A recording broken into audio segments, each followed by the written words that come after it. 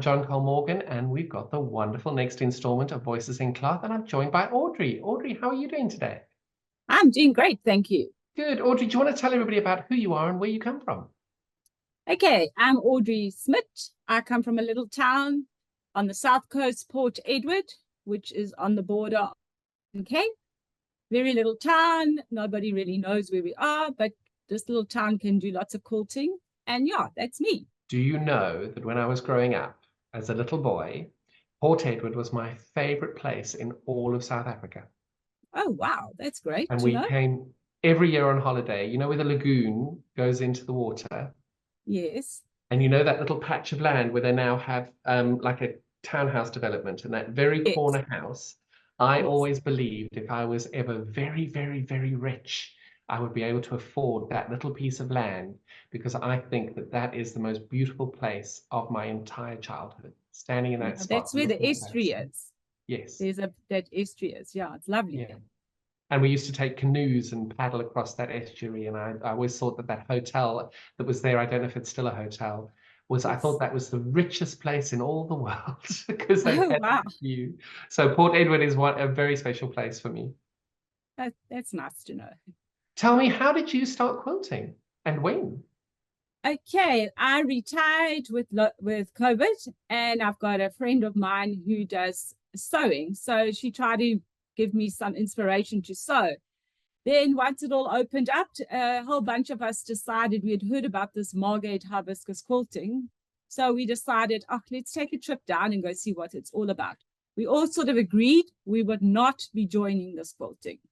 So all four of us went, and as the day proceeded, and so the lady discussed it, by the end of it, say no more, all four of us had joined the quilting. So yes, that's how I started. No intentions to do it, but yeah, we did it because it just inspired us as we saw the beautiful things there. So yep, That's that's how amazing. we started. And it's a big group that you belong to, Hibiscus Quilters. I think they're 55 members. Yeah, there's about 55 members. And the strangest part is the lady that we all did, her name is Alma Stringer. She was the one that said, oh, let's go. And now she is the chair lady. So it just all worked out lovely. So it's great. Wonderful. So how often do you all meet? We meet once a month, the fourth Tuesday of the month at the old retirement home, Hibiscus Village. And we're there from about 8 o'clock until about 12. So yeah, but obviously the meeting starts at 9. But obviously, because I'm friends with the chair lady that lives in the same complex as me, we have to get there early.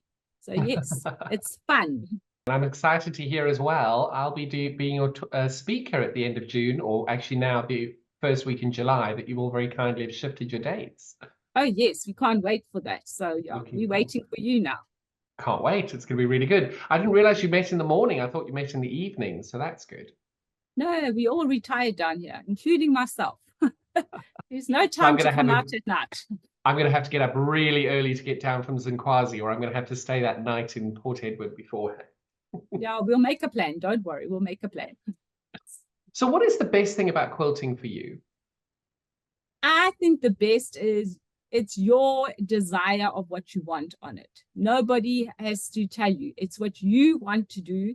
And for me, it's a bit of a stress relief. I've worked in a very corporate job for 35 years, and I've never had the opportunity. So for me, it's my de-stress.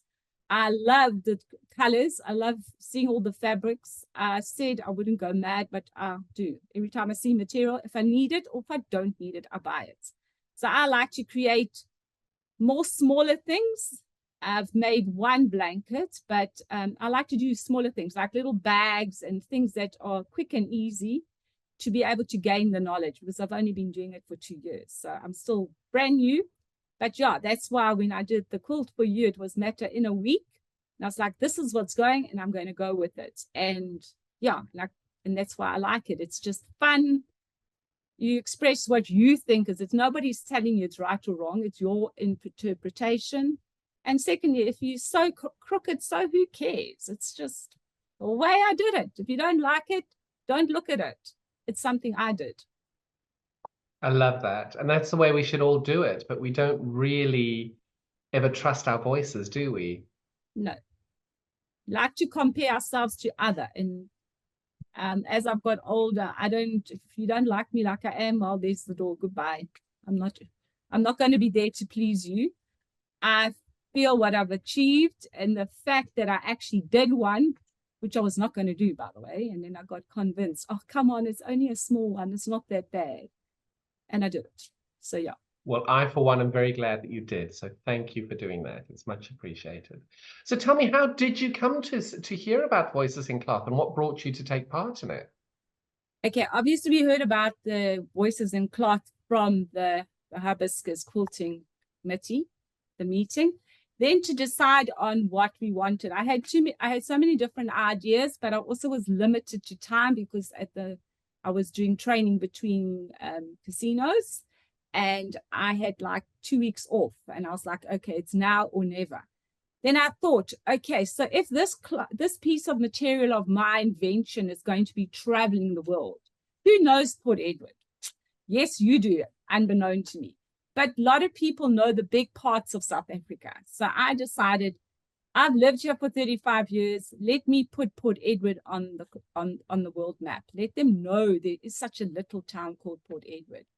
And obviously, the items of Port Edward that are noted is our lighthouse. It's our beautiful sea, our little, what do you call it? Our little sand dunes, and of course, our little desert that nobody goes to. Everybody knows the wild coast that's bordering on our side.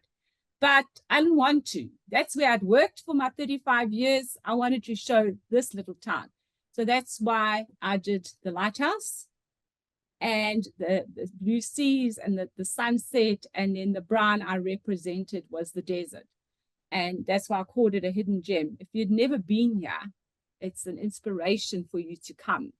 And yeah, that's what I did, and that's where I came with it. I had other ideas of doing things like with different voices, because it said voice of the cloth in red.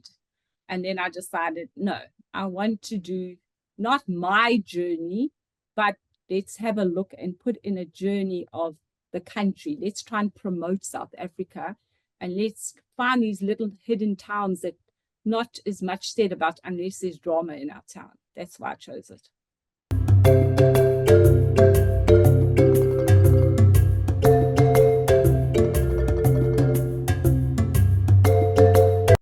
Okay, so the reason why I jumped to the conclusion to do the one quilt that was now handed back in was decided not to come. And my thought is, you've gone to so much work to do this, and why would we put South Africa's name to shame? All along, the quilts are for a charity to help improve South Africa's quilting. There is no mention of who is going to get it, where the money is going to be spent. But as a true South African, we know our country is in dire straits for people to get jobs and money. I, as a beginner quilt, had no clue what I was doing. And due to me breaking my arm, I went for a lesson of paper piecing, which I've never done. I struggled to cut it out, but eventually I cut the pieces and I made my little paper piecing square. And I had absolutely no clue what I was going to do with it. And I thought, okay, well, it's really beginners, but anyway, it's fine. Then your video came through, which then said to me, why not? Let's do something. This little piece of paper piecing that I've done, I can give on. I can just add to it and make it into a quilt. So chatting with my friend Alna, I said to her, what do you think? Should we do this? And I think I must have been about a minute or two after you dropped that video on us. I replied and I said, I'm going to do it. At first I was like, yuck, but now you've taken a chance. But no, now it's forcing me to get my arm back into practice. And I then decided, I basically left Alna that afternoon, ran back up the hill to my house, took out my backing, cut it to the centimeters and started working. I was so excited because now the so-called broken arm has started to do something. Yes, I struggled, but I got it right. And I always talk about lastminute.com because that's me. I'm a lastminute.com person. So what more appropriate name could be lastminute.com? So that's where my name came from, lastminute.com. And I'm proud because now Hibiscus Quilt can have an extra quilt from us to represent this lovely festival. So, John, that's my story. That's what I did. And I am very privileged to have given the opportunity of doing two. And yeah, I can't wait to see what it's all going to be when we see you in a few months' time or a month's time. But yeah, that's the story of my quilt. It's nothing particular. I've put some little butterflies on it representing a family that have left in my life that were precious to me. And I've put buttons on, which means that we tie ourselves to we are all together. And a mother is always known as a button by keeping things together. So why not? Let's keep this quilt together. And by making sure that your quilt, or your journey with your quilts is going to be putting people together, because the button will close the jersey, keeps it warm. So why not close these gaps between our South African quilters? So that's me, finished and clear. Well, Audrey, I, for one, am impressed that you've done this as a one-armed quilter. I'm going to call you the one-armed quilter from now on. But honestly, the way that the community of spirit has come up to try and fix this small problem, it's been extraordinary. It's unfortunately takes a lot of money away from the charity to fix it and give everybody what, give this quilter her quilt back and what she wants. But it is something so special because it not only highlights the amazing side of South African quilting, but it is just also a testament to you as to just how passionate you are about this project and about this hobby. Yes, I mean, like I say, I'm a real beginner, total beginner. So when people talk about all these fancy shapes, I'm still like, my favorite one is a crazy quilt. I love crazy quilt. You just go mad, use all your scraps, and that's what I like. I'm ventured, like I said in my previous video, to make my grandsons a little carpet, little mat thing for them to play. But after I've been here this week, I've decided, oh dear, that little mat is too small. They are too big. We need a bigger one. So I guess that will have to be my next challenge. But I think I'll have to find some material with more alphabet or animals, because they love pointing at the ABCs and telling me, Granny, that's A for alligator. So they're only 2 years old, but if that's inspired them to learn words, I'm very happy.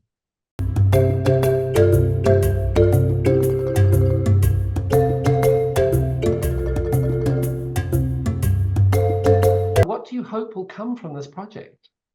Well, I'm hoping that people might come down and look at our hidden gems and bring tourism back to us. Like I say, I've been living down here for 35 years. Well, actually, it's probably going on 40 now. And in those years, this place used to hum. Like you say, the seasons were here, was hectic. But as unfortunately we have crises with the water and electricity, people tend to say they don't want to come here, but they forget there is still beauty down here. It's beautiful. Great beauty. And it's not like Joburg, rush and back and forth. This is calm. And a lot of people refer Port Edward as the retirement village. But it is. Everybody works together. When somebody's sick, everybody helps. So we're like a little community. And yeah, it's, it's not for the younger generation. They tell me it's very boring, but I love it. We're far away from the shops, which is a bit of a downfall. But at the end of it, when you do get the opportunity to go and buy your materials and go to those different shops, you tend to go a little bit overboard. But I just feel Port Edward is my home. It's where I've been for majority of my life from when I left school. And why not? Let's get ourselves back on the map and not only think of the main tourist attractions. Come and look at our little beaches. Come and see what this community does. And like a lot of people that have come through to us, they can't believe how we are connected. Everybody helps everybody else. So yes, that's why I did it and chose it. What do you think is different about South African quilters? You're talking about the generosity of spirit of your community there. Do you think the South African quilting community are the same, or is there anything different about the South African community compared to perhaps the rest of the world? I think with the South African community, we're willing to share. I'm not too sure about overseas. And on our side, it's not always a price. So if you have a piece of material, for argument's sake, and somebody wants it, it's not, okay, it will cost you X. You just give it to them. Because to see somebody smile and get happy about receiving that little piece of material, which has probably been lying in your slash for however many months, and just to give it to them and let them be inspired, I think that's where we are a community or a country of giving. Yes, we have different people in our country, but in my upbringing as a young girl, my parents always taught me, you know, don't have everything, share it. So what's going to cost me if I gave somebody a piece of material or some cotton they ran out? Or the machine isn't for repair. Can I quickly borrow, stitch something? Yes. So I think South Africa, we are limited to what we can get, you know, hands on via material and obviously the costing. But amongst the quilters in South Africa, we're willing to share our ideas and willing to share our products. It's not like, oh, you can't have that. It's mine. I paid for it. But we'll give it to you. So that's what I think the difference is. What is your worst bit about quilting? The cost of the material in South Africa, the material is expensive. I would say the cost of the material, and obviously as a beginner, a real beginner, the initial costing to start, you know, the initial buying of the stuff, you know, would have been, if I came up with this idea when I was full-time working, it would be great, but all my extra money I make now goes onto my quilting equipment. But yeah, I mean, that's probably the only downfall. And unfortunately, once you're hooked, you're hooked. You can't get yourself out of it. That is very true. You tend to want to have more and more, even though if you look at the stuff you've got, you probably will never use it in your lifetime, but you've got to have it. So yes, that's kind of where I feel. What's your favorite project that you've worked on in quilting? My favorite one, which I can say I'm very proud of, is a quilt I made for my little grandsons. Yeah, my daughter lives in Joburg, and it's all, you know, oh, Joburg this and Joburg this, and how they are fancier than this little town called Port Edward. And with great pride and joy, when I finished that quilt for my grandsons, which consisted of the alphabet, but not A for apple, but it was an overseas piece of material. The comments I got from her friends in Joburg was, did you make it? And I was like, yes. No, you couldn't have. So they couldn't believe that I actually could produce something, because they just saw me as a casino employee, and really, could I stitch such a beautiful quilt? And now that my grandchildren are almost 3 and they can identify the letters, it's such a joy to me. And they can point out the animals, which just brings me such joy that something I made them that they actually are enjoying. I love it. It was one of my challenges, and that's the best one I can think of. Have you ever made a quilt for yourself, or do you always make for other people? I haven't made one for myself. I've made one for other people. I've basically done my grandson and my cousin's, her grandchildren. I've made her a little quilt with a little girl. Yeah, I want to attempt one, but that I will try after the festival, so I can learn all the different techniques and see what there is. This is a bit daunting when you see these big quilts. I mean, I have been for a lesson with Joy and on our South Coast, and I made a little one, and I was like, yo, this is a lot of work. So I think it's me just getting into it, and I need to find the right fabric for one for myself, but I haven't done one for myself. It's on the list. I don't know when I'll get there, but it's on the list. I think you will get there, though. Very clearly, your passion is you're hooked. I'm hooked. You said it. No.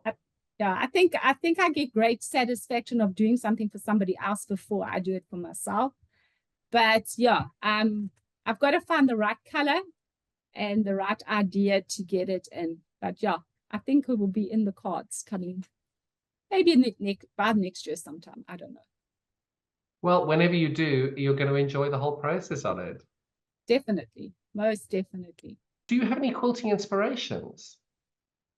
Well, I love watching, obviously, TikTok and Pinterest, and then I've got the Do you know you're the first person that's mentioned TikTok for quilting? I love TikTok. I love TikTok as well, but you're the first person I've spoken to who mentioned TikTok as an inspiration for quilting. And I love that, because I think TikTok's based more on the younger generation, which I think is going to draw in a lot more quilters. So you're the first person who's mentioned TikTok. Oh no, TikTok and me. I've actually linked to all the TikTok sites for sewing and quilting and that type of stuff. Any craft type of stuff. I love it. And as you might see, I have a sling around my arm. I broke my wrist. So I've got 2 weeks to go. So can't do anything. So TikTok has been my friend for these last 3 weeks. So that I can't sew, I can't do anything, so I can watch. So I've been watching TikTok videos until they're coming out of my ears. I believe you. And when this plaster comes off, then I can hopefully put what I've seen and inspired me to carry on. So you're definitely coming to the festival in July? Oh, definitely. I've now the whole week there. We're supposed to be there for 3 days, and then we changed it to the whole week. And what are you looking forward to most about the festival? Well, I'm wanting to meet a whole new bunch of quilters. That will be the main thing, meeting new friends, because I have got friends in other areas that are going to be there. And also that lovely dress. I would love to see the dress. I mean, I've seen the pictures, but to see it in real life. And obviously the lessons, all that they're going to teach us, Yes, one of my courses was cancelled, but I got another one. So I just wish we had more time and more that, as you call it, the money bag that doesn't empty, and the hours of the day that just keep coming. But yes, I'm looking forward to it. And then obviously meeting all the new people and learning the different techniques. But yes, it's going to be fun. And the fact that we are staying there in a school and in a town I grew up in. So it's my old hometown and I know the school. So it's going to be great so that we can see what it's all about. It's going to be an exciting space. And I think so many people being there and staying there, it's a special moment. It's good. Definitely. And it's where it is. It's so convenient, straight off the highway.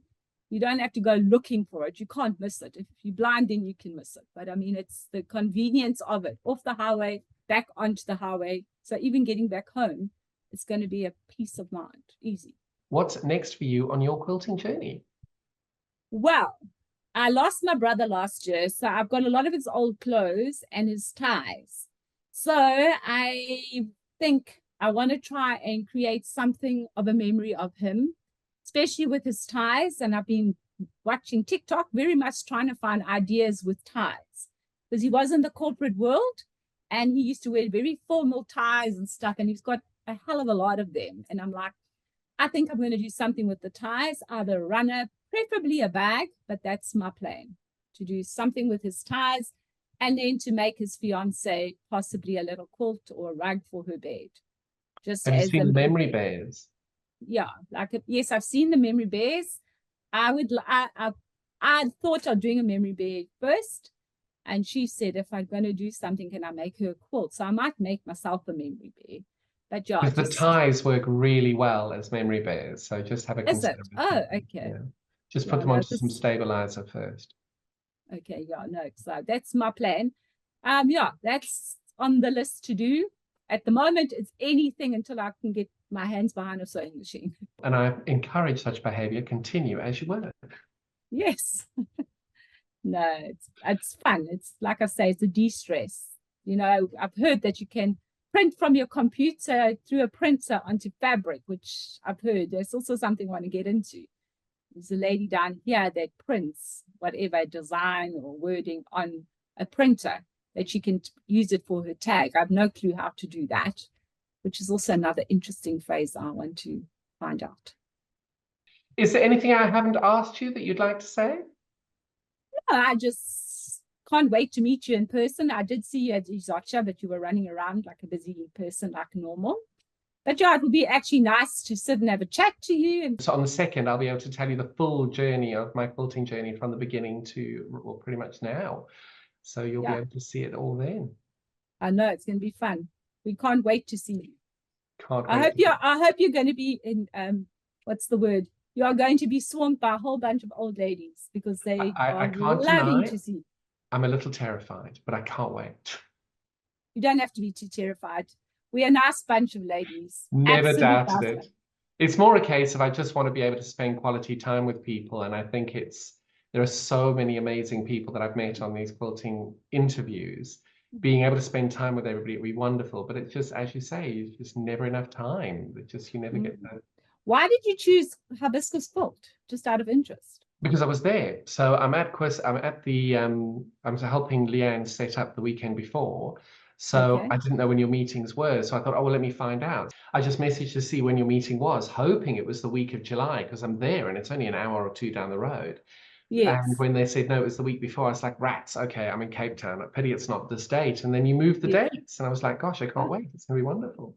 oh no, we were just quite surprised that when Alma got the call, we were surprised that, oh, you want to come and visit us? We're like, "Oh, Margate, Well, yeah, yeah. I think as well, so much of my childhood was down on the South Coast. So I don't get down there very often. And being living in the UK, it's nice to reminisce and it's nice to go down. And every time I come, I go to Port Edward and I stand at that little spot and I look at the little house that they built and think, God, that's ugly. Why did you build such an ugly house on that spot? It's the best spot I've ever knew in South Africa at that point. So it's the few happy memories I have from my childhood is sitting on that beach.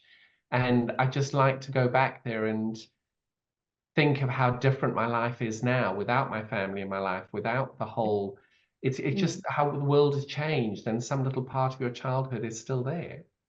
yeah, no, And it yeah. just, It and builds it's a it, special but spot of the world. So going down yes, that way and then being able to take my new passion and love in my life and being able to share that with 55 women, of which 18 have very kindly contributed to this project. It was just mm, a no-brainer that I just really wanted to meet yes, them and to spend time with them. yes. So we're looking forward to I seeing you can't at our little quilt.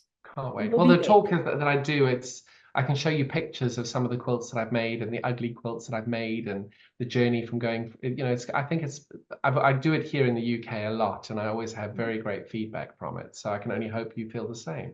And if We not, it's sure. only an hour. There's going to be a coffee shop nearby. We can all go and have coffee and cake after that. Don't worry, we have coffee and cake at our quilt. You Can't don't have wait. to Well, go for buy. me, just remember, I don't get Cook Sisters very often. I only eat two of them, but it's a case of Cook Sister and a Okay, Lamington so have we'll always put been Cook together. Sisters on the list. Love a Definitely good cook. No, no, a good Cook Sister. a good Cook Sister. Because you can Okay, buy well, the spa ones and they're no, no, no. okay, but Those old-fashioned, nice homemade Cook Sisters. cannot Okay. beat it. Okay, well, we'll look out for them. We will make these old ladies make you some Cook No, Sisters. no, I eat two. And So because before someone gives me a crate, I eat two. okay, no One to problem. check it's delicious, and then the second one to make sure. Okay, that's your theory. Good, That's the thing, yeah. definitely. Yeah. Well, Audrey, it's been wonderful having you on our series. Thank you so much for taking part. And I just can't wait to catch up properly in person. Yes, me too. And yeah, lovely weather. So you don't have to freeze, yeah. So it's cool. Can't wait. And that brings us to the end of another exciting installment of our project. I look forward to seeing you all again next time. Bye-bye. Bye. Bye.